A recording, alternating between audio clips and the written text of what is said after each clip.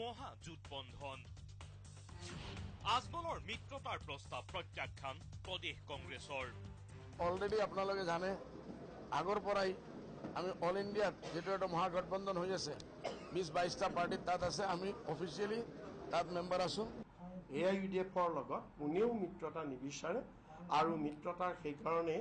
যেতিয়া দলৰ কোনোৱে নিবিচাৰিব তেতিয়াহ'লে এই মিত্ৰতাটো কেনেকৈ হ'ব বৃহস্পতিবাৰৰ আজমলৰ মন্তব্যক লৈ এতিয়া সৰ্বত্ৰ চৰ্চা ৰিপুন বৰাৰ স্পষ্ট কথা প্ৰদেশ কংগ্ৰেছৰ মতামত অবিহনে মিত্ৰতা অসম্ভৱ ৰাজ্যিক কমিটিৰ সহমততহে সকলো সিদ্ধান্ত ল'ব ৰাহুল গান্ধীয়ে যে ৰাজ্যিক কমিটিৰ মতামত অবিহনে কোনো সিদ্ধান্ত কংগ্ৰেছ হাইকমাণ্ডৰ বৰ্তমান ৰাহুল গান্ধীৰ সভাপতি ডাঙৰীয়াক আমি এই বিষয়ত আগতে এবাৰ লগো পাইছোঁ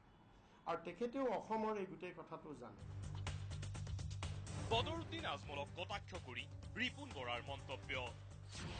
দুৰ্বল হলেহে মিত্ৰতাৰ অনুভৱ কৰে বদৰুদ্দিন আজমলে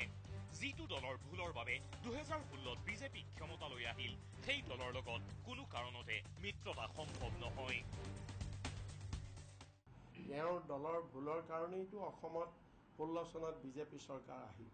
নহলে কোনো অংকত বিজেপি চৰকাৰ আহিব নোৱাৰে আৰু দ্বিতীয় কথাটো হৈছে বৰ্তমান AIUDF দল এই দলটো কেৱল কাগজত আছে কেৱল ৰাইটিং পেডত